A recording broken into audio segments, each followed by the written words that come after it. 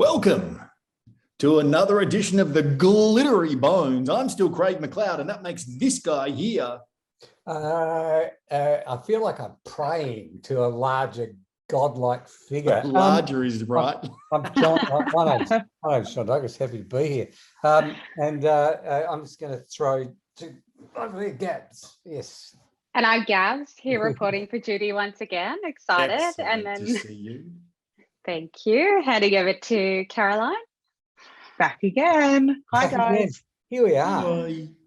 Come along. Lovely to see you. Doing the jamboree. Yeah. Well, JD, I just wondered whether you have a little bone or something that we can take the morsels off for today. I would like very much to talk about. Last week we talked about relevance.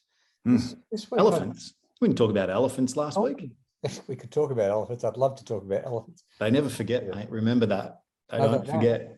They don't. I've met a few in my life. I strangely, yeah. Anyway, we cut that. Back to the point. Back to the point. Keeping us on track. Into the rabbit hole we go. We're off to see the wizard, the wonderful wizard of Oz. Oh my God, these men! Seriously. Now, I think we should talk about engagement. I think we should talk about the things that people do As in engagement to get your attention and just trigger little buddy memory hooks, and how they keep your attention and reward your attention. But there you go, attention. Well, I might as well leave now because you all know I'm not much good at attention, so yeah. I'll just head off. As I think we've proven. Yes, we've proven. I am clearly the fool of the quad that we see here. So give us a little more on that, my boy. You're talking about attention. Where are we going with attention? What do you mean? How do we keep them captivated? Thanks to your research, tireless research, you've uncovered a magical piece of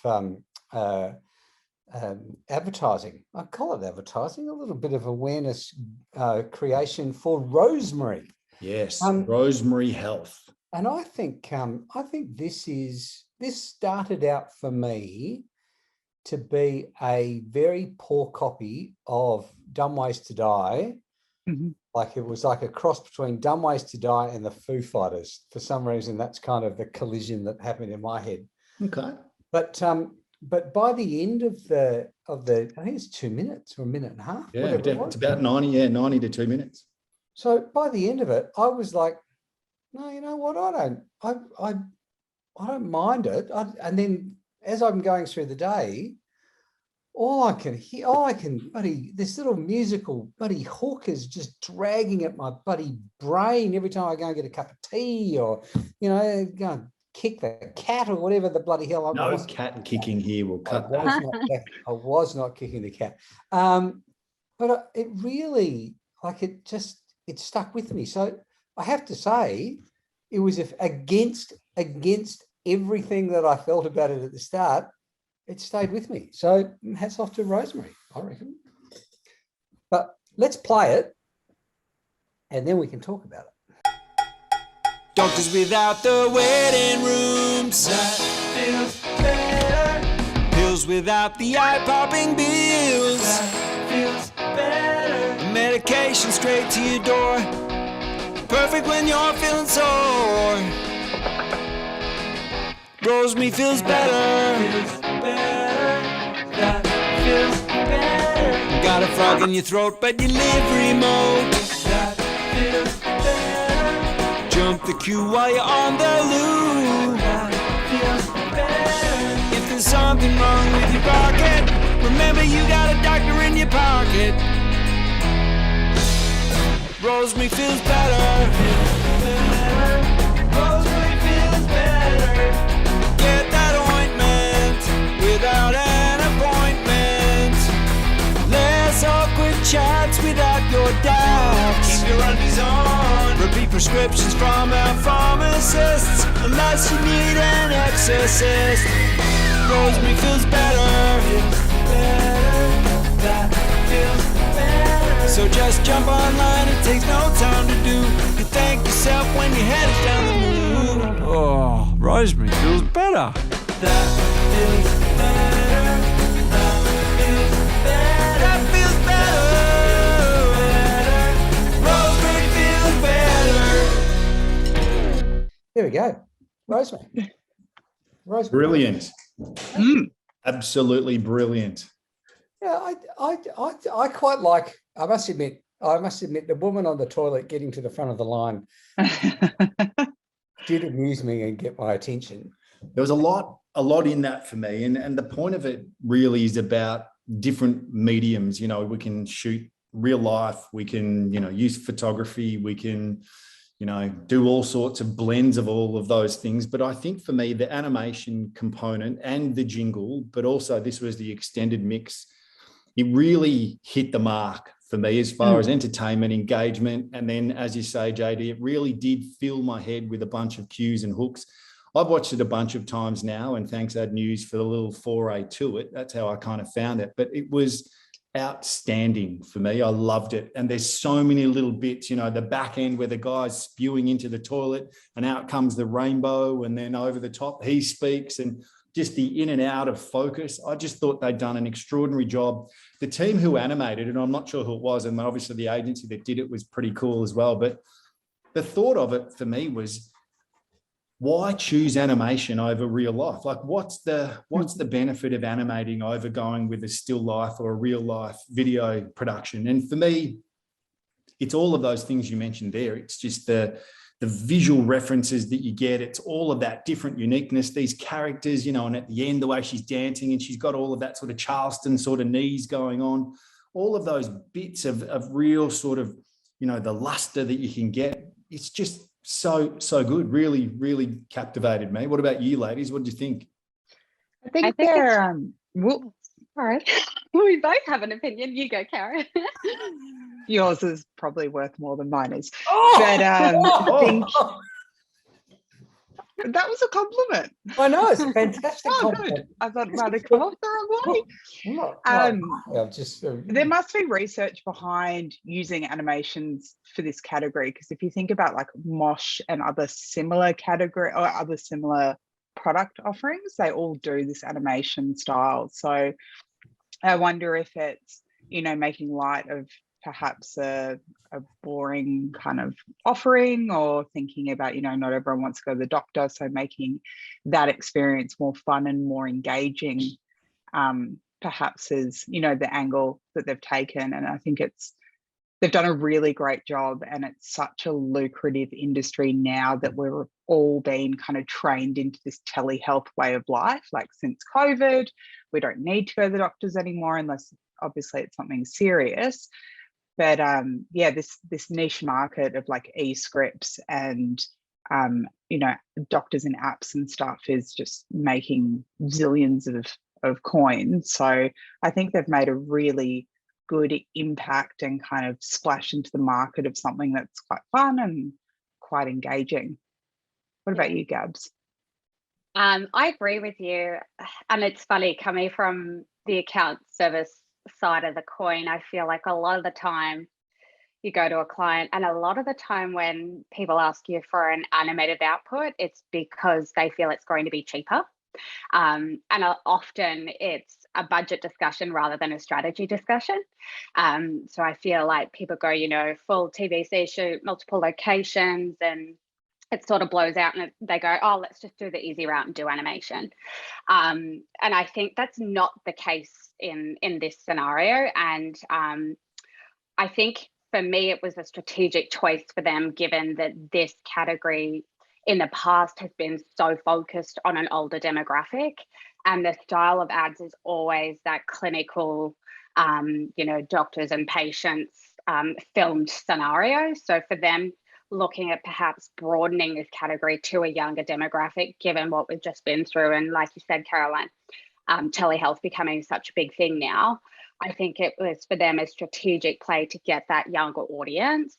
And it reminds me of AHM, The Simple Bit. Sometimes adding humor into a topic that is not necessarily as fun and as engaging as, you know, a B2C or a retail, not B2C, sorry, a retail offering. I think that humor brings that younger demographic and that awareness to it as well. Yeah, I agree completely. I mean, there's a bunch of them, the Me Bank stuff, which we all love as well. You know, I think that was an exceptional example, or that probably hits the mark, Gabs, on the conversation about money. You know, they wanted to perhaps keep it less, less expensive to do the production, but still extremely effective and really targeted to that specific demo. That's for sure. Yeah. Absolutely. I've sat in enough meetings with clients, as we all have, and quite often the strategic decision is, I was thinking animation. I really like that Dumb Ways to Die. I'd like to do one of that. Like, do you know what I mean? Like, it's quite as much as I'd like to think that there's a strategic reason for all of this, because that would make sense. Sometimes it's as simple as, oh no, my kids were watching Milo and Otis the other day, and I think we should have one of those little puggy dogs in there. Do you know what I mean? Like, it's like I think there is I really like the chorus of the song. I think what they've tried to do through the ad or through the piece is they've tried to show as many different like scenarios as possible. I think they could have done it so much simpler. Just that the hook, Rosemary feels like it stuck with me. It sticks with me. I forget all the verse, but the chorus is like. Yep, gotcha. No. Yeah, and that makes me think as well, JD. I wonder whether they started with the idea of I want to do a jingle, and that's how they landed in animation. Because can you imagine telling that jingle through film scenarios? It just doesn't have the same impact. So maybe they started with this whole idea of building out a jingle for brand affinity and memorability, and then thought the best way to execute is via an animated. Yeah. But I think you're right. I think that whole thing of targeting a younger demographic, how do you do that? And then I think as much as younger demographics don't mind actually seeing, like, what's that ridiculous series of movies that where blokes deliberately cause each other as much pain as they possibly bloody can? Jackass. Jackass. As much as a lot of the younger demographic don't mind seeing slapstick, quite violent humor. I think tying a brand to that, I think, is fraught with difficulty. So doing it with a cartoon, showing a cartoon character vomiting is so much more forgivable than actually seeing someone, on the Chundabus. So hurling their guts up post someone's recent birthday. But guess what time it is? God, here we are. It's time for what already? Were they thinking? Did you hear that? What were they thinking? Now I'm going to throw to Gabs on this one. There's been a little bit of stuff going on over the past week. Where are we going to go, Gabs? We're going to go to social media land, my favorite land. And this week's What the F is a little bit about, I guess, Instagram influencers and bloggers. So I think it was last week, depending on when this episode comes out. Don't quote me on that. It was 2 weeks. I remember it clear as day. It was 2 weeks. A couple of influencers reached out, as they do, to a specific cafe, asking if they could come in and sample the menu for free in exchange for posts on their food blog, per se. And it sparked a very passionate response from the owner, shall I say, who wrote a mile-long essay that opened up saying, "Apologies for the delay. I've been grappling as to how to respond and what level of anger I should demonstrate." But essentially, the crux of his response was really all about, that he finds it completely disrespectful, especially after what the industry has gone through just with COVID and just coming out of the pandemic and just recovering from making such huge losses and having to lay off staff. He thought it was incredibly obscure and disrespectful for them to be reaching out for free food, given the environment, if at all. And yeah, I thought it was an interesting topic because I feel like coming from the advertising and influencer space, it's interesting to see, I guess, the different perspectives on that. So I'd love to hear your thoughts on it. Yeah, right. Well, I reckon it comes down to a couple of things for me, and there's two sides of the coin here. I clearly understand the problems and the adversity faced by hospitality, like without a doubt. But if the cost of a couple of plates of food for a couple of influencers is, I don't know, let's ballpark it at $100. I might have even been well less than that.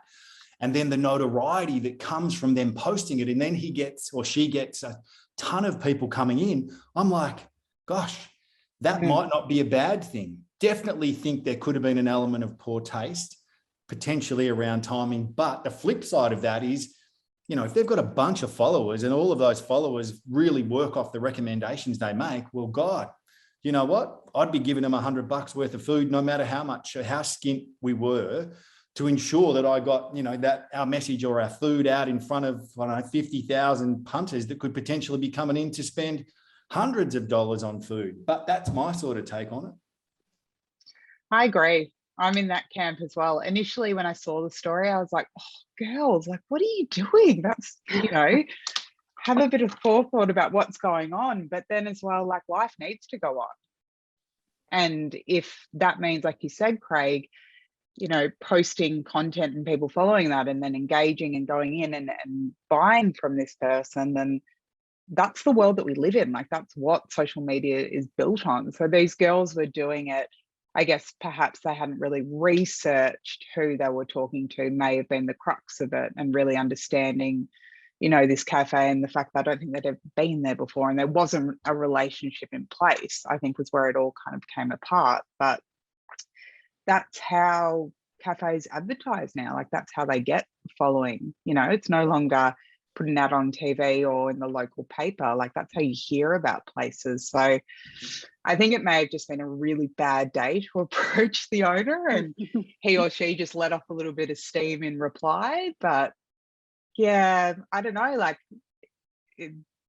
maybe now the cafe's got a lot of publicity, be it good or bad, and so do these girls. So who's come out on top from all of it? Yeah, I would suggest. Yeah, I take the opposite view. I think they've got more front than Maya. I think they. Yeah. I think this is. Yes, I understand that this is how you know, businesses get known, and I understand this is, you know, like, it's that whole third party referral, and I understand how all of that happens. But I think it would have been more empathetic to the need. If they really are foodies, they would understand the pressures that the food industry, the hospitality industry has been going through. And I would have made the booking. I would have gone in there, and on the understanding that I was happy to pay because, you know, the food's pretty good. But then have a discussion while you're in there about, you know, we do this, we do that, we can, you know, like, just to dial in cold. And that may be how people do business these days, but I think it lacks class. And I think I'm with you on that, JD. I think it's the relationship thing. Like, I think if they had gone in and had a meal and met the owner, and then perhaps message them separately on another occasion, or built some level of rapport, it would have been a completely different story. But it's the going in blind cold, I think, that elicited that sort of response, for sure. Yeah, and if I don't know, like, if I don't know you and don't know what your social media presence is like, what your vibe is like, do I want my cafe associated with you? Like, you know, like, there needs to be I think that, as you say, a relationship needs to be built. I think there's kind of an expectation on the expectations are changing about how business is done, but I still think there needs to be a level of respect for the people that you're dealing with. I think you make a good point, my boy. I think you do. I think it's context, isn't it? That's really what it's about. summing up, I think it's really about understanding what's gone on in the space you're in and then sort of acting appropriately. And I think there's definitely place for influencers. I mean, we love it. It certainly works and helps brands, but I think the process of building that relationship is super important, and going about it the right way is perhaps what we can leave the punters with for today. What do you think? I think that's as good. That sounds like wisdom to me. I mean, maybe clearly it shouldn't come from me if it's wisdom. You're the one who's generally supposed to do that. Hey, guess what? What? No, don't tell me. Don't tell me. Let me guess. Is it time for a tune? No, maybe, but it's time for Guess That Brand. Oh, good. Excellent. Okay, I'm going to go to a new level today. You know, I like the spotlight on me just a little bit, but today I'm going to go to a new level, and it's going to be what's known as harmonics. Okay, so Ooh, I'm going to be humming some tunes. Harmonics. Harmonics. Okay, I'm going to start out with just a little easy one for you guys, just because I want you to sort of get into the feel of it. And I want you to tell me if you can guess this tune and the brand associated with. Actually, don't worry about the tune. Just tell me what brand it's associated with. Okay. Okay.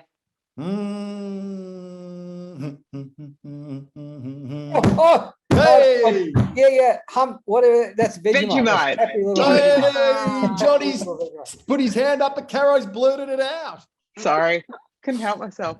Yes, how good's that one? The Vegemite tune, still today. I don't know how long it's been since that's been on the teeth, but it is still right across the gamut of people will know the old Vegemite jingle. Yeah. And talk about memorability. That's going to be stuck in my head for the rest of the day now. Exactly. Yeah. We're happy little Vegemite. But just like can be, yeah. Okay, I'm going to go to another crowd favourite. I'm not sure how long it's been since this one's been on the telly as well. What you watching on the telly? I'm watching the horses. Anyway.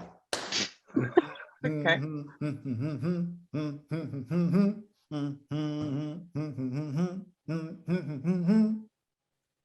Go again. Oh. Like chicken tonight. Oh, yes. Well done. I feel like chicken tonight. How good is that one? That is. In actual My fact, humming what that does is it actually highlights probably the musical integrity or lack of musical integrity of that particular jingle. The fact that there's absolutely no highs and lows. Up and down. I think you might have just been taking the absolute piss out of my harmonics, mate. And I'm completely okay with that. No. A man who's comfortable enough to wear that top, mate, can hum whatever. Hey, it's International Women's Day. Yeah, I know. International Women's It Day. is And I'm International running with a Women's W. Day. Yeah. Wonder Woman. Yes.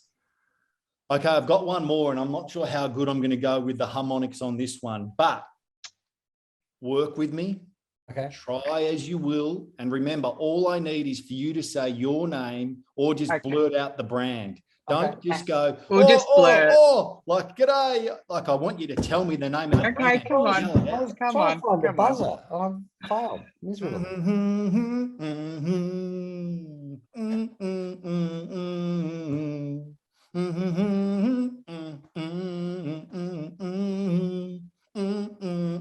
I'm not looking at his face. That's so passionate. What do you mean? And you Muppets can't get it. No, but I'm distracted by how much you're giving it. Okay, What do you mean? I've got to give it. Like, if you don't No, get, I'm you sorry. don't get. I was distracted. I couldn't hear. Okay, I'm going to give you a see. clue. Fleetwood Mac. Ooh. Yeah, go again then.